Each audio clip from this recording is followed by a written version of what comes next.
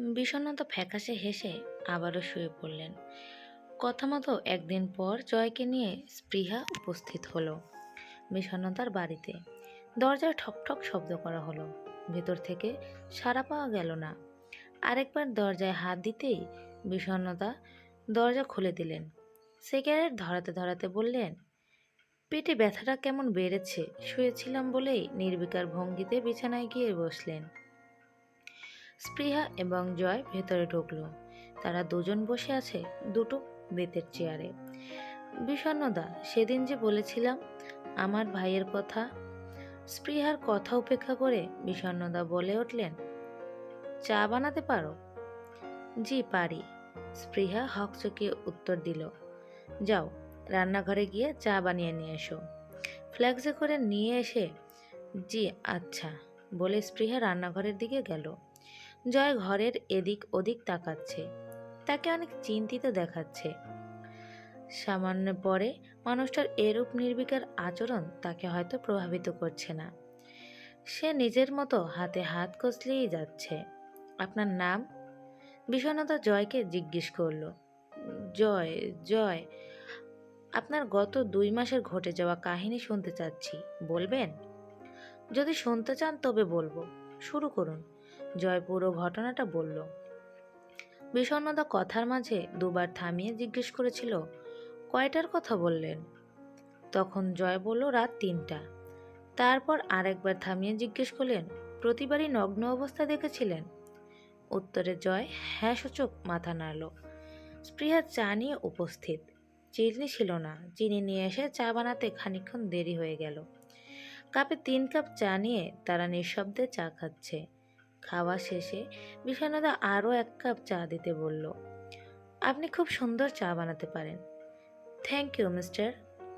জয়, জি, আপনার কি মনে হয় পুরো বিষয়টা বাস্তবিক নাকি কাল্পনিক? কাল্পনিক হতে যাবে কেন? আমি সেই বিল্ডিংটা একবার দেখতে চাইছি। সেই কুয়োটাও দেখতে হবে। বিল্ডিংয়ের ঠিকানা বলে দিয়ে স্পৃহা জয়কে নিয়ে চলে গেল। কারণ তার প্রচণ্ড মাথা ব্যথা শুরু হয়েছে। যেতে যেতে বিষণ্ণতা একটি কথা বললেন, অসাধারণ চা। পরের দিন বিকেলে বিষণ্ণতা গেলেন সেই বিল্ডিংয়ের ঠিকানায়। ঝোপঝাড়ের ভেতর পরিত্যক্ত একটা বিল্ডিং। দেওয়ালে শ্যাওলা জমা। বিল্ডিংয়ের পাশের কুয়োটাও দেখে নিল।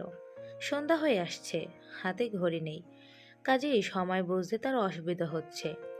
পাশের মন্দিরে পুজোর ঘণ্টা বেজে উঠল। সেই শব্দ কানে এলো। মন্দিরটা তেমন দূরে নয়, সূক্ষ্ম নজর দিলেই সব দেখা যায়। সেখানে কিছু সাধুকে দেখতে পেল বিষণ্ণতা। তিনি তাদের কাছে গেলেন। তাদের সাথে কথা বলে জানতে পারলেন এই অঞ্চলে ডাক্তার আসে না। তারাই রোগের ঔষধি বানিয়ে রোগ নিরাময় করে। সেখানে একটা মেয়েকেও নজরে পড়ল। বয়স কত, 19 অথবা 20। আঁচল দিয়ে মুখ ঢেকে আছে। সেদিনের মতো চলে আসলাম। জ্বরের প্রকোপ আরও বাড়ল। 2 দিন বমি করতে করতে আজ একটু সুস্থ।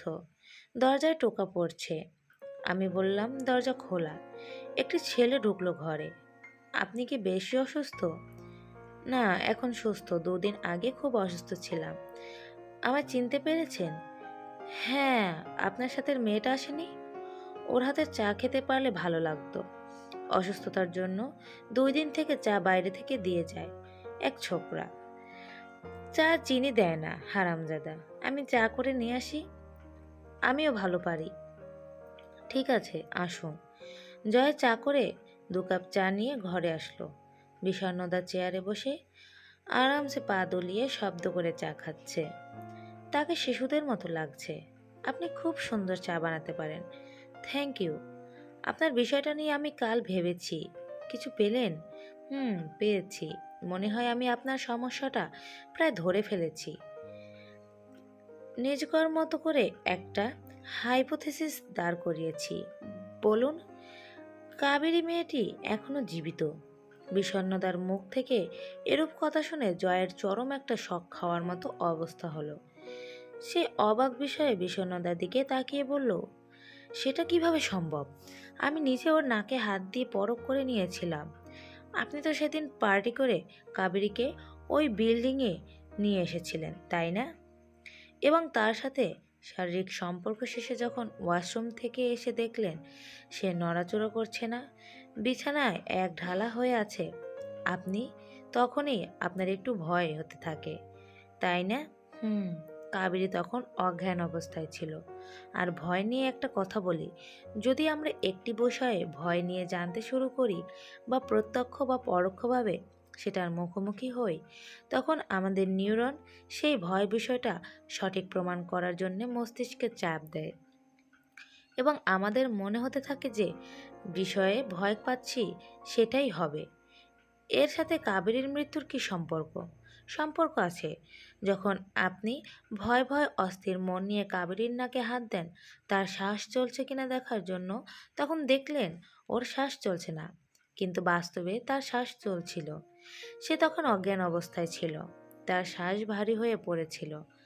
যেহেতু আপনি অস্থির মন নিয়ে নাকে হাত দিয়েছেন, তখন সামান্য সময় আপনার কাছে অনেকক্ষণ মনে হয়েছে। তখন 2 সেকেন্ড সময় আপনার কাছে 10 সেকেন্ডের সমান মনে হয়েছিল। ঠিক বুঝতে পারছি না। ধরুন 10টা বাজতেই টিভিতে একটা মুভি দিবে, আপনার পছন্দের মুভি, যেটার জন্য আপনি অস্থির হয়ে আছেন। তখন 10টা বাজার আগের 10 সেকেন্ড আপনার কাছে মনে হতে থাকে অনেকক্ষণ সময়।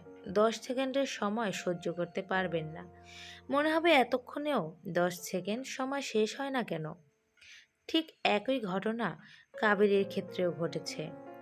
আপনি হয়তো 2 সেকেন্ড হাত রেখে দিয়েছিলেন এবং আপনার মনে হচ্ছিল অস্থির, তাই সেই 2 সেকেন্ড আপনার কাছে মনে হয়েছিল অনেকক্ষণ। এবার বুঝতে পেরেছেন? জয় হ্যাঁ বলে কিছুটা নড়েচড়ে বসল। সামনে বসা লোকটার যুক্তি তাকে চরমভাবে অবাক করিয়ে দিয়েছে। জয়ের চোখ তীক্ষ্ণ হতে লাগলো। সে বিষণ্ণতার কাছে দ্বিতীয় প্রশ্নটি ছুঁড়ে মারল। আপনার কথা ঠিক, আমি যথেষ্ট অস্থির ছিলাম। সেই শারীরিক সম্পর্কটা ছিল আমার জীবনের প্রথমবার, তাই প্রথম থেকেই অস্থির ছিলাম। কিন্তু কাবেরীকে যখন ছাদে নিয়ে গিয়ে ওখান থেকে নিচে ফেলে দেই, তখন শব্দ পেলাম না কেন? আপনি যখন কাবেরীকে 3তলা ছাদ থেকে নিচে ফেলে দিলেন তখন শব্দ পাননি, কারণ বিল্ডিংয়ের নিচে প্রচুর ঝোপঝাড় ছিল। সেখানে এক প্রজাতির গাছ আছে যার নাম ক্যানস্পি সম্পন্ন। 50 ফুট গাছের এই শিকড়ের বিস্তার হতে পারে 150 ফুট। বৃক্ষের অধিকাংশ শিকড়, বলতে গেলে প্রায় 90%ই থাকে মাটির মাত্র 30 সেন্টিমিটার গভীরতার মধ্যে। বৃক্ষের মোটা কাষ্ঠল শিকড়গুলো এফোর ওফোর হয়ে প্লেট সৃষ্টি করে যাতে পাথর পর্যন্ত শক্তভাবে আটকে থাকতে পারে। যখন মেয়েটিকে 3তলা থেকে নিচে ফেলে দিলেন তখন মেয়েটি সে জালের মতো শিকড়ের উপর পড়ে, তাই শব্দ হয়নি। ঠিক যেভাবে আপনাকে কুয়োয় ঝুলিয়ে রাখা হয়েছিল। আমার কথা বুঝতে পারছেন? জয় হ্যাঁ সূচক মাথা নাড়ল এবং বলল, তাহলে দ্বিতীয়বার যে মেয়েটিকে নিয়ে গিয়েছিলাম তখন মেয়েটির বদলে গিয়ে কাবেরী রূপ কিভাবে নিল? কিভাবে? এর ব্যাখ্যা কি? আমার হাইপোথেসিস মতে আপনি যখন রাতে পার্টি করে মেয়েটিকে নিয়ে সেই বিল্ডিংয়ের দিকে যান তখন হতে পারে কাবেরী সেই ঘরের কাছেই তারা লুকিয়ে থাকে। কি থাকতে পারে না? পারে। দেখুন, আমি প্রথমেই বলেছি আমি উক্ত বিষয়টির উপর একটা হাইপোথেসিস দাঁড় করিয়েছি। পুরোটাই আমার কাছে ধোঁয়াশা, এখানে পরিষ্কার না। আপনি বলুন, মেয়েটি যখন ওয়াশরুমে যাবে বলেছিল, হতে পারে তখন সেই ওয়াশরুমের ভেতরেই কাবেরী ছিল এবং মেয়েটি ওয়াশরুমে ঢোকার সাথে সাথে কাবেরী কোনো তরল পদার্থ দিয়ে তাকে মুহূর্তেই অজ্ঞান করে দিয়ে তার বদলে নিজেই আপনার সামনে উপস্থিত হলো। এমনটা হওয়া খুব অস্বাভাবিক কিছু না, কিন্তু আমি তখনই চিনতে পারলাম না কেন? কারণ উনি তখন কিছুটা নেশাগ্রস্ত অবস্থায় ছিলেন, ততটা লক্ষ্য করেননি। হুম। তাহলে যখন কাবেরী চলে যায় তার আগে জানালার দিকে তাকাতেই তার অগ্নিদৃষ্টিতে আগুন জ্বলে উঠল। সেটা কিভাবে হলো? আপনি বলেছিলেন মেয়েটি আপনার মুখ থেকে সিগারেট ফেলে দিয়ে বলেছিল, মেয়েটি বলেছিল সে থাকতে আপনি সিগারেট কেন খাচ্ছেন। সেই জ্বলন্ত সিগারেট সে জানালা দিয়ে নিচে ফেলার কারণে সেখানে থাকা শুকনো পাতা থেকে ক্ষীণে ক্ষীণে আগুন জ্বলে উঠেছিল। আমার ঘরে তাকে নগ্ন হয়ে দেখেছিলাম। সে কোনো একরকম নগ্নতা অবস্থায় আসতো। সে যে আত্মা এটা আপনাকে বিশ্বাস করাতেই নগ্নতায় ছিল। সাধারণ জামা কাপড় পরে আসলে হয়তো আপনাকে প্রভাবিত করতে পারতো না। আর তার লজ্জার বিষয় ও ছিল না, কারণ আপনার দ্বারা তার লজ্জা হরণ অনেক আগেই হয়েছিল। তার মানে সে আত্মা না, সে বেঁচে আছে। হুম, কিন্তু সে এরকম কেন করছে? আমায় পুলিশের অধীনে করলেই তো হতো, এত কিছু করার মানে কি? সেটা তো নিজেই বলবে। কোথায় কাবেরী? এখনো তাকে পাইনি, আশা করি খুব শীঘ্রই পাবো। চা খাবো, অনেকক্ষণ হলো চা খাই না। আরেকবার চা বানিয়ে আনতে পারবেন? জয় 1 কাপ চা বানিয়ে বিষণ্ণতার সামনে রাখলো। বিষণ্ণতা বলে উঠল, 1 কাপ কেন? আপনি খাবেন না? জি না, আমি চলে যাব। হুম, আপনাকে 1 প্যাকেট সিগারেট কিনে দিয়ে চলে যাব। বিষণ্ণতাকে 1 প্যাকেট সিগারেট কিনে দিয়ে ঘর থেকে বের হলো জয়। সিগারেটের প্যাকেট পেয়ে বিষণ্ণতার মুখে আনন্দের ছিটেফোঁটা লক্ষ্য করে জয়। এদিকে বিষণ্ণতা একটি সিগারেট ধরালেন। মনে মনে ভাবতে লাগলেন, কাবেরী মেয়েটার কথা। সন্ধ্যা ঘনিয়ে রাত নেমে এলো। বিষণ্ণতা রাতে কিছু খেলেন না। তিনি মাঝে মাঝেই না খেয়ে সারা রাত কাটান। আজকে সে পূর্ণিমা দেখবে। বারান্দায় একটি বেতের চেয়ারে বসে আছে বিষণ্ণতা। পরনে সাদা পাঞ্জাবি, পায়ে কালো চামড়ার চটি স্যান্ডেল। তিনি উৎসুক হয়ে তাকিয়ে আছে চাঁদের পানে। চাঁদ নিয়ে তার মনে কৌতূহলের শেষ নেই। এমন সময় 1 কাপ চা পেলে ভালো লাগতো, কিন্তু উঠে গিয়ে চা করে নিতে ইচ্ছে করছে না। এমন সময় বিষণ্ণতার সামনে একটি হাত এলো। হাতে পিরিচে করে 1 কাপ চা। তিনি পিরিচটা নিজের হাতে নিলেন। তখন মেয়েলি কণ্ঠে কেউ বলে উঠল, চা কেমন হয়েছে বিষণ্ণদা? সুন্দর, শুধুই সুন্দর না, অতি সুন্দর। আপনি অনেক সুন্দর চা বানাতে পারেন। বিষণ্ণতা এখনো চাঁদ থেকে চোখ সরিয়ে নেয়নি। চাঁদের দিকে তাকিয়ে মেয়েটির সাথে কথা বলছে। মেয়েটি তখন বলল, এত উৎসুকভাবে কি দেখছেন? চাঁদ। চাঁদে দেখার মতো কি আছে? অনেক কিছু। আচ্ছা বলো তো, চাঁদে যে ছোপ ছোপ কালো দাগ, সে দাগগুলি না থাকলে কি হতো? কি হতো মানে? কি অদ্ভুত প্রশ্ন! হ্যাঁ হ্যাঁ, বলতে পারলো না তো। যদি দাগ না থাকতো তাহলে লোকে বলতে পারতো না যে চাঁদেরও কলঙ্ক আছে। রসিকতা করছেন? হুম, আমাকে কিন্তু এখনো দেখেননি আপনি। দেখার প্রয়োজন মনে করছি না। আজকের চাঁদটা দেখেছো? কত সুন্দর। শুধু এই দাগগুলি এর সৌন্দর্য কিছুটা ক্ষুণ্ণ করেছে, তাই না? হুম। বিষণ্ণতা চায়ের কাপে চুমুক দিচ্ছে। মেয়েটি তার পাশে দাঁড়িয়ে আছে, কিন্তু বিষণ্ণতার যেন চাঁদের উপর থেকে নিজের আকর্ষণ সরছেই না। কিছুক্ষণ পর বিষণ্ণতা বললেন, কাবেরী, 1 কাপ চা বানাতে আনতে পারবে? আমার রান্নাঘরে সব আছে, একটু কষ্ট করে বানিয়ে আনবে? মেয়েটি এবার কিছুটা ঘাবড়ে গেল। কাঁপা কাঁপা কণ্ঠে বলল, জি আনছি। বিষণ্ণদা মুচকি হাসলেন। এই নিন চা। ধন্যবাদ। আপনি আমায় চিনলেন কিভাবে? আপনি যে আমায় দেখেননি, তোমার কাপের ঘ্রাণ পেয়েই বুঝতে পেরেছি। ঘ্রাণ শুনে কিভাবে বুঝতে পারলেন? আপনি তো আগে আমার শরীরের ঘ্রাণ কখনো পাননি। তোমার গায়ের আগরবাতির ঘ্রাণ লেগে আছে। আমার গায়ে আগরবাতির ঘ্রাণ লেগে আছে? এতে কিভাবে বুঝলেন যে আমি কাবেরী? পুরনো বিল্ডিংটার পাশে মন্দিরে যখন গিয়েছিলাম তখনই তোমায় দেখেছিলাম। তুমি ঘোমটা দিয়েছিলে, তার জন্য মুখটা দেখতে পারিনি। সেখানে তুলসী গাছে প্রদীপ জ্বালাচ্ছিলে তুমি। তখন যে আগরবাতি জ্বালিয়েছিলে সেটা ঘ্রাণ আর এখনকার গন্ধটা একই, কিন্তু আমি এই যে কাবেরী সেটা কিভাবে বুঝলেন? সেখানকার সাধুদের সাথে কথা বলে যখন জানলাম তারা জড়িবটি বানাতে জানে, এবং সেই সময় তোমায় দেখলাম। এই নির্জন মন্দিরে একটা মেয়ে এভাবে থাকাটা খুব একটা স্বাভাবিক কিছু না।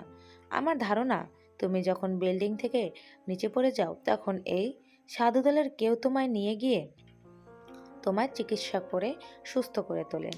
তারপর আশ্রম এবং প্রতিশোধের জন্য তুমি সেখানেই থেকে যাও। আপনার বুদ্ধি দেখে আমি মুগ্ধ। চায়ে চিনি দিয়েছ? বেশি বেশি চিনি খেলে পেটে সমস্যা দেখা দেয়। আচ্ছা, আমি আসি। দাঁড়াও। হুম, আমি জানি জয় তোমার সাথে যে কাজটা করেছে সেটা জঘন্য অপরাধ। এর শাস্তি অনেক ভয়াবহ। তুমি চাইলেই পুলিশে দিতে পারতে। সেটা না করে এত কিছু করার মানে কি? এত কিছু বুঝতে পেরেছেন, এটা বুঝতে পারেননি? পেরেছি, তবে তোমার মুখে শুনতে চাচ্ছি। সেদিন যখন আমার জ্ঞান ফিরল তখন দেখলাম আমি হসপিটালের বেডে শুয়ে আছি। কিছুক্ষণ পর দুজন সাধু আসলেন। তারা সব খুলে বললেন। তারা যখন সাধনা করে ঘুমোতে যাবেন সেই সময় নাকি ছাদে ফোনের ফ্ল্যাশের আলো দূর চোখে পড়ে। তারপরেই একটা শব্দ পান। সেই শব্দে তারা কাছে গিয়ে আমায় পায় এবং হসপিটালে নিয়ে আসে। তারপর হসপিটালে ছিলাম 8 দিন। তখন সেই দুজন সাধু আমায় রোজ দেখতে আসতেন, ফল ঔষধ সব কিনে দিতেন। আমার যাওয়ার জায়গা নেই, গ্রামে মামার বাড়িতে ছিলাম। তাদের অত্যাচার সহ্য করতে না পেরে গ্রাম থেকে শহরে এসেছিলাম যদি কোনো চাকরির খোঁজ মেলে। কিন্তু সেখানেই গেলাম, সেখানেই কোনো না কোনো কারণে আটকে গেলাম, বিশেষ করে টাকার জন্য। টাকা ছাড়া চাকরি প্রায় অসম্ভব। এমনকি কেউ কেউ আমায় খুব প্রস্তাবও দিয়ে বসে। মেয়েটা এখন কাঁদছে, সেটা বেশ বুঝতে পারল বিষণ্ণতা। তবুও সবটা জানা দরকার। তিনি তাকে পুরোটা বলতে বললেন। এরকম সারাদিন ঘুরেও চাকরির ব্যবস্থা করতে পারলাম না। সন্ধ্যা হয়ে এলো। একজন বৃদ্ধ লোক বললেন তাদের বাড়িতে কাজের মেয়ে দরকার। একটা আশ্রয়ের আশায় আমি রাজি হয়ে যাই। সে বৃদ্ধ লোকটি আমায় পতিতা পল্লীতে বিক্রি করে দিয়ে চলে গেল। এরপর সেখান থেকে উনি আমায় ওই বিল্ডিংয়ে নিয়ে আসেন। তারপর হসপিটাল থেকে তুমি আশ্রয়ের আশায় সেই মন্দিরে থেকে গেলে। শুধু আশ্রয় না, আমি প্রতিশোধ নেওয়ার জন্য ছিলাম। পুলিশকে জানাওনি কেন? পুলিশকে জানিয়েছিলাম। কি বলল তারা? তারা প্রথমে কি হয়েছে এসব শুনে বলল, এসব কেচ্চা টাকা লাগে অনেক। আমি যদি তাদের সাথে এক রাত কাটাই তাহলে তারা বিনা টাকায় করে দিবে। এটা শুনে আমি চলে আসি। মনে মনে ভাবলাম আমি নিজেই তাকে শাস্তি দেব, তিলে তিলে ওকে শেষ করে ফেলবো। তোমার সাথে যেটা হয়েছে সেটা অন্যায়, এর শাস্তি জয় পাবে, অবশ্যই পাবে। এতক্ষণ হয়ে গেল আমি এত কথা বললাম, কিন্তু আপনি এখনো আমার দিকে তাকালেন না, অন্যদিকে হয়ে শুনে গেলেন।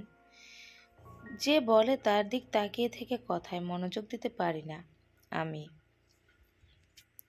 আপনি অনেক অদ্ভুত একটা লোক। বিষণ্ণতা এবার কাবেরী মেয়েটির দিকে তাকালো। সে পরে আছে লাল পাড়ের সাদা শাড়ি। চাঁদের আলোয় মুখটা দেখা যাচ্ছে। কি অপরূপ সুন্দর! এই চাঁদ তার সৌন্দর্যের কাছে যেন কিছুই না। মেয়েটার চোখে গাঢ় কাজল, কপালে কালো টিপ, ঠোঁটে লিপস্টিক। কি রঙের সেটা চাঁদের আলোয় বোঝা যাচ্ছে না। মুখের ওপর 2-4টা চুল পড়ে আছে। সব মিলিয়ে অসাধারণ। আমার জীবনে এরকম রূপবতী কন্যা আমি দেখিনি। তুমি দাঁড়াও, আমি আসছি। বিষণ্ণতা ঘরে গিয়ে একটি শুকনো ঝরঝরে ফুলের থোকা নিয়ে এসে কাবেরীর হাতে দিলেন। কাবেরী বিস্মিত হয়ে বলল, শুকনো ফুলের থোকা দেওয়ার মানে? এই ফুলটি দিয়েছিল তোমার মতো দেখতে সুন্দরী এক তরুণী। ফুলে আমার তেমন আগ্রহ নেই। ফুলটা ফেলে দিতে চেয়েছিলাম, কিন্তু পারিনি। কেন পারিনি? সুন্দরী তরুণীর দেওয়া ফুল ফেলতে ইচ্ছে করেনি। অসুন্দর কেউ দিলে ফেলতেন বুঝি? ভেবে দেখতাম। তো সেটা রেখে দিলেন, ভালো কথা। আমায় কেন দিলেন? তখন সেটা বইয়ের ভাঁজে রেখে দিতে দিতে মনে মনে ভেবেছিলাম, যখন তার মতো সুন্দরী কোনো মেয়েকে দেখব তখনই এই ফুলটি তাকে দেব। সুন্দর কারোর উপহার সুন্দরের কাছে থাকা মানায়। আপনি মানুষটা কিন্তু সত্যিই অনেক অদ্ভুত। নিজেকে নিজেই চিনতে পারলাম না। তুমি কি পারবে? আচ্ছা, এটা কি ফুল? কৃষ্ণচূড়া, আমার পছন্দের ফুল। মেয়েটির নামটা জানতে পারি? যে আপনার মতো একজনকে চিনতে পেরেছে, সে নিশ্চয়ই অসাধারণ কোনো মেয়ে। ওর নাম স্পৃহা। বাহ, সুন্দর নাম। একটা অদ্ভুত কথা বলি, বলুন। মেয়েটি সেই জয়ের কাকাতো বোন, নিজে যার কাছে ধর্ষিত হয়েছিল তার বোন, বিষণ্ণতার মতো অদ্ভুত একটা লোককে পছন্দ করে। ভাবতেই কাবেরীর রাগ হতে থাকলো। মনে মনে ভাবলো, যার বোন আছে সে কিভাবে পারে অন্য একটি মেয়ের সাথে এরকম পিশাচের মতো কাজ করতে।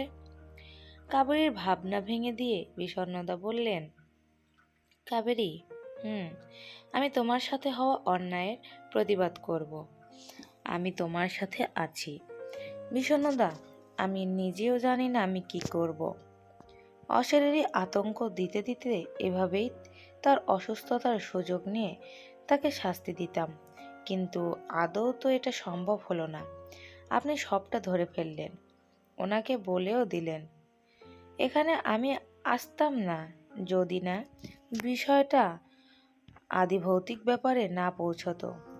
তুমি হয়তো জানো না, আমি ভূত প্রেত অশরীরী এসব বিষয়ে মনে থাকা ভ্রান্ত ধারণা কখনোই মেনে নেই না।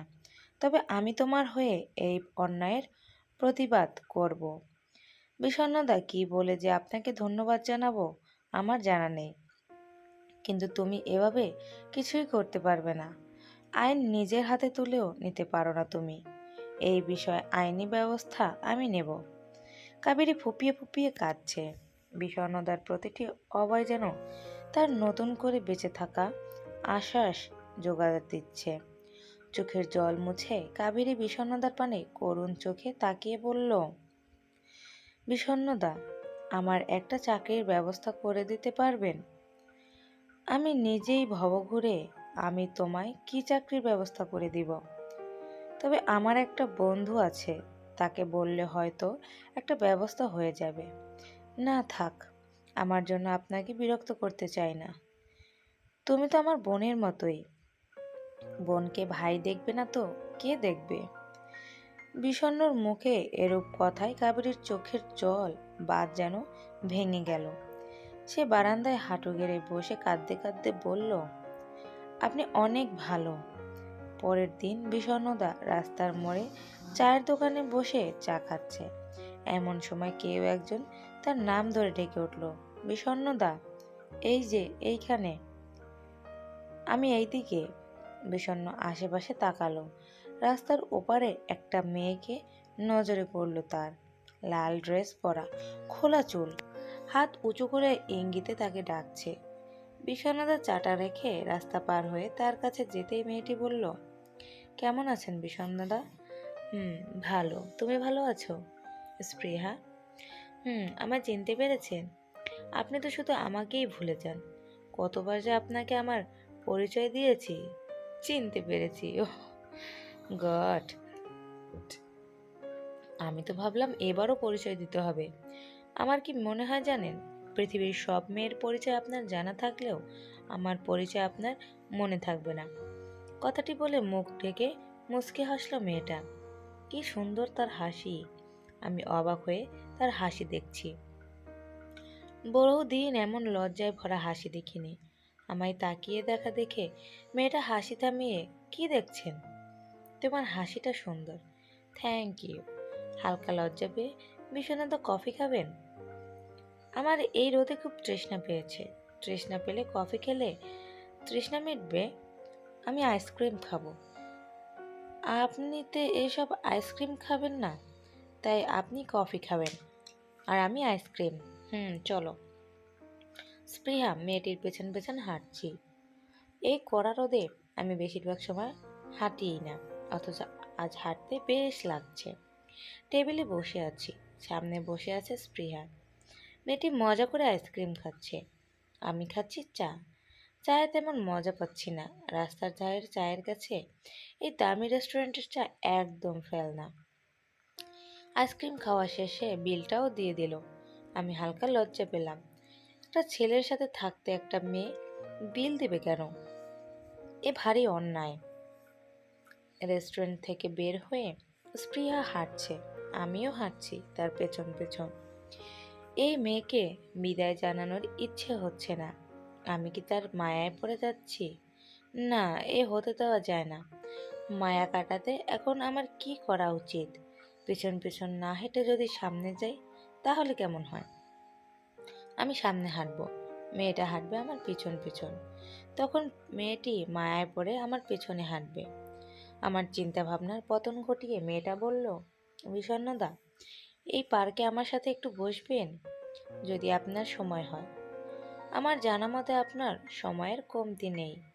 ভবঘুরে জীবনে সময়ের কমতিও থাকার কথা না। চলো বসা যাক। রোদে হেঁটে পায়ে ব্যথা করছে। পার্কের একটা বেঞ্চে আমি আর মেয়েটি বসে আছি।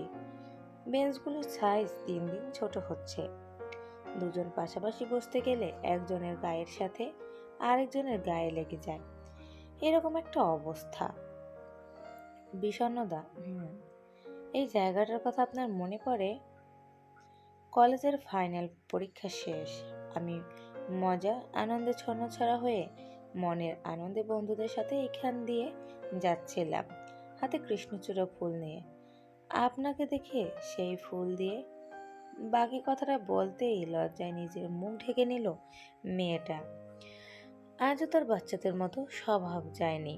কে বলবে এই মেয়ে ঢাকা বিশ্ববিদ্যালয়ের কেমিস্ট্রি নিয়ে পড়ছে? তার লজ্জা উপেক্ষা করে বললাম, তোমাদের বাসার ঠিকানাটা দাও তো। কেন? আপনি আসবেন? সত্যি আসবেন? যাব। আমার বিশ্বাস হচ্ছে না, প্লিজ সত্যি করে বলুন না আপনি সত্যিই আসবেন। সত্যিই যাব। তোমার ভাই জয়ের সাথে কিছু কথা বলতে হবে। কবে আসবেন? কাল যাব। কাল কখন?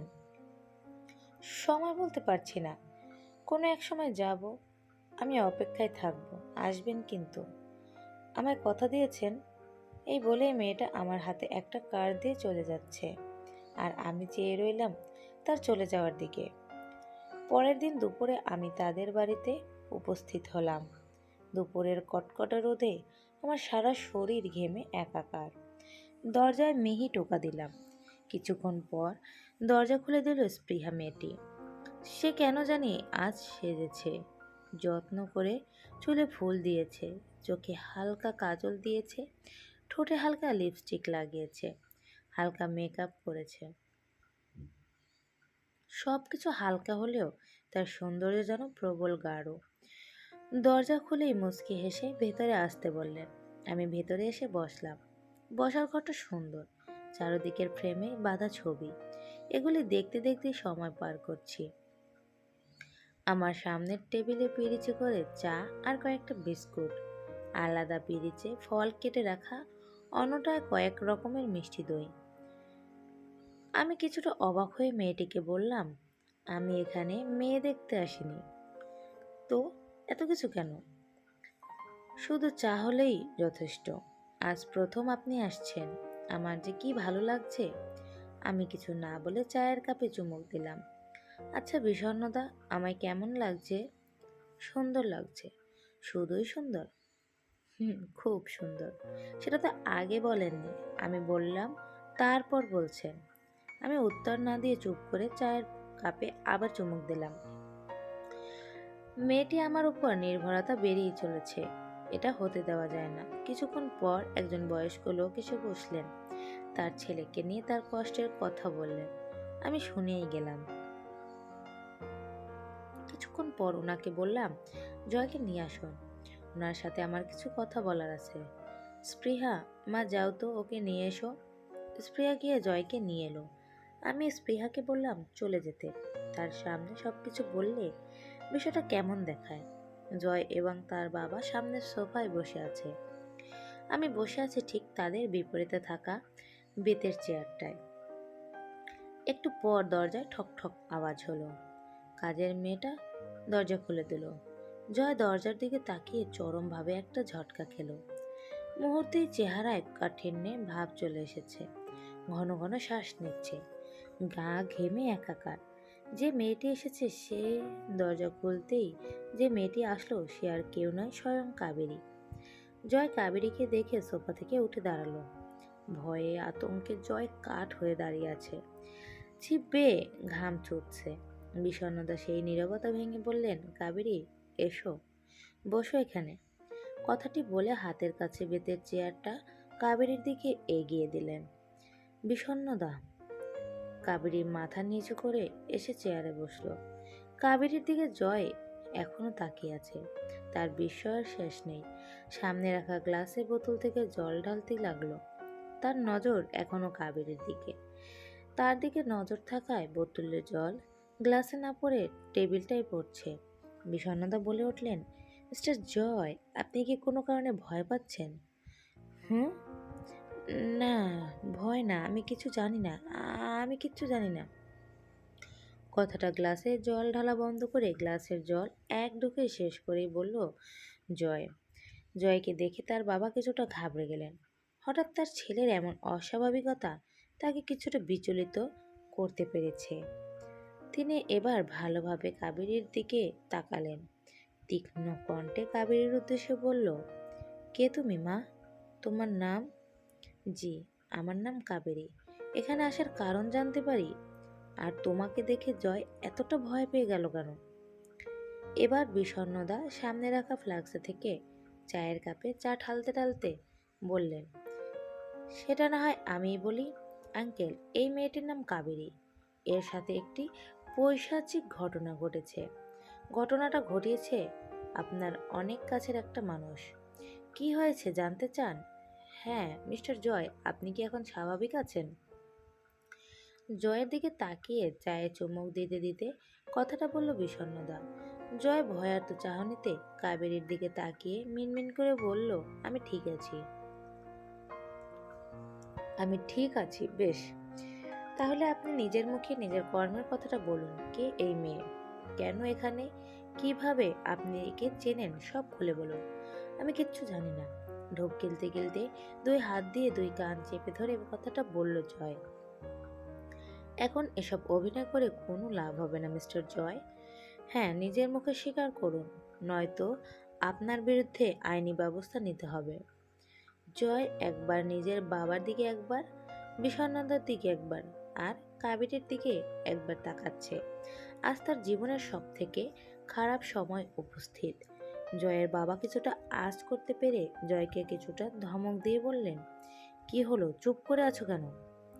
কে এই মেয়ে? কি সম্পর্ক তোমাদের? বলো। বিষণ্ণতা চায়ের কাপটা টেবিলে রেখে একটা সিগারেট ধরালেন।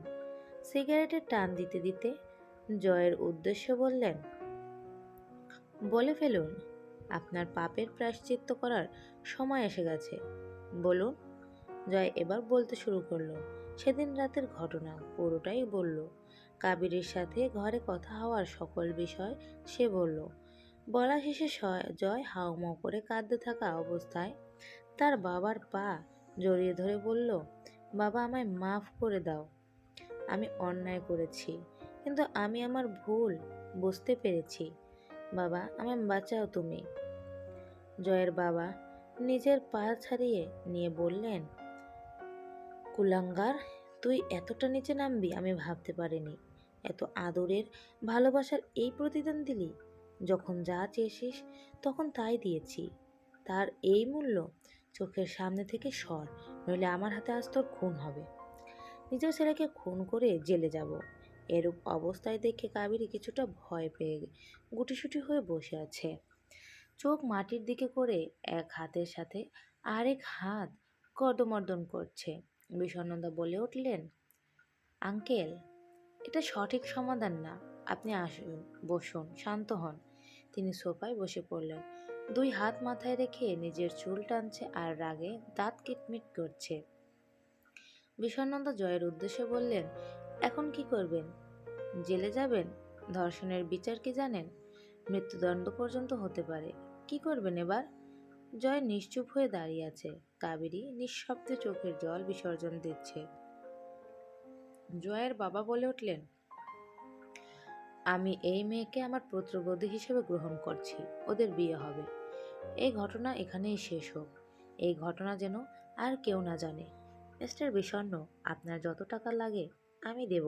আপনি শুধু এই ঘটনার কথা কাউকে বলবেন না। মৌনতা ভেঙে এবার কাবেরী বলে উঠল, আপনারা কি মনে করেন নিজেদের টাকা দিয়ে সবকিছু করতে পারবেন? আমি আজ ধর্ষিতা হয়েছি। এরকম কত মেয়ের শরীরে যে আপনার ছেলের ছোঁয়া আছে সেটা বলতে পারবেন? নাকি তাদেরও বউ হিসেবে নিয়ে আসবেন? সবাই নিশ্চুপ হয়ে তার দিকে তাকিয়ে আছে। কাবেরী বলতেই থাকলো, আজ আপনাদের মতো কিছু লোকের জন্য আমাদের মতো মেয়েরা রাতে চলাফেরা করতে ভয় পায়। মনে মনে একটা চিন্তাই ঘুরপাক খায় যে এই বুঝি কোনো মানুষরূপী হায়নার নজর তার উপর পড়ে। এভাবে কত মেয়ের জীবনটা বিষণ্ণতাময় হয়ে ওঠে। শুধু টাকা পয়সা, বড় স্কুল কলেজে পড়ালেই বাবার দায়িত্ব পালন হয় না। রাত বিরেতে আপনার ছেলে নেশা করে ঘরে ফিরে, আপনি কখনো কিছু বলেছেন? বলেননি।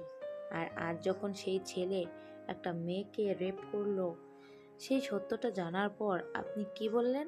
তাকে ছেলের বউ বানাবেন। ছি, লজ্জা করলো না কথাটা বলতে? একটুও বাদলো না? শুনে রাখুন একটা কথা, আপনাদের মতো নিজ মন মানসিকতার মানুষের বাড়িতে বউ হয়ে আসা কেন আমার থুতু ফেলতেও ঘেন্না হয়। কথাগুলো বলে কাবেরী থেমে যায়। রাগে লজ্জায় জয়ের বাবা দাঁড়িয়ে আছে, কোনো কথা বলছেন না। বিষণ্ণতা এবার বললেন, মিস্টার জয়, আপনি যা করেছেন এর মাফ বলতে কিচ্ছু নেই। আপনার শাস্তি হবে, কঠিন শাস্তি পেতে হবে আপনাকে। এ সমাজে ধর্ষকের কোনো স্থান নেই। কিছুক্ষণের মধ্যেই পুলিশ আসে, জয়ের হাতে হ্যান্ডকাপ পরিয়ে নিয়ে যায়। কোর্টে মামলা তুললে তার যাবজ্জীবন কারাদণ্ড হয়। সেটা শুধু কারাদণ্ড ছিল না, তার সাথে মিশেছিল একটি মেয়ের বাঁধ ভাঙা কষ্টের প্রতিশোধ। সমাজে ধর্ষকের কোনো স্থান নেই। এরপর কেটে গেল প্রায় 2 বছর। বিষণ্ণতা তার বন্ধুর সাথে কথা বলে কাবেরীকে তার অফিসে একটা কাজ পাইয়ে দিয়েছিলেন। তার বন্ধুর নাম কাব্য। তাদের মধ্যে মন দেওয়া নেওয়াও হয়। যদিও কাবেরী তার জীবনে ঘটে যাওয়া কালো অধ্যায়টা কাব্যকে বলেছিল, প্রত্যুত্তরে কাব্য বলেছিল, তোমার অতীত নিয়ে আমার কোনো অভিযোগ নেই। আজ থেকে তোমার বর্তমান এবং ভবিষ্যতের দায়িত্ব আমি নিতে চাই। তাদের ভালোবাসা ছিল মনের দিক থেকে, ছিল না রূপের ছলনা। ছলনার যেখানে ছিল অপার ভালোবাসা, বিশ্বাস, শ্রদ্ধা, বেঁচে থাকুক তাদের মধ্যে মতো সত্যিকারের ভালোবাসা। বেঁচে থাকুক কাব্যর মতো প্রেমিক, যে কিনা যাকে ভালোবেসেছে তার অতীত জেনেও ভালোবেসেছে। তাহলে আজকের এই সুন্দর গল্পটার এখানেই সমাপ্তি হোক। যদি কারো গল্পটি ভালো লেগে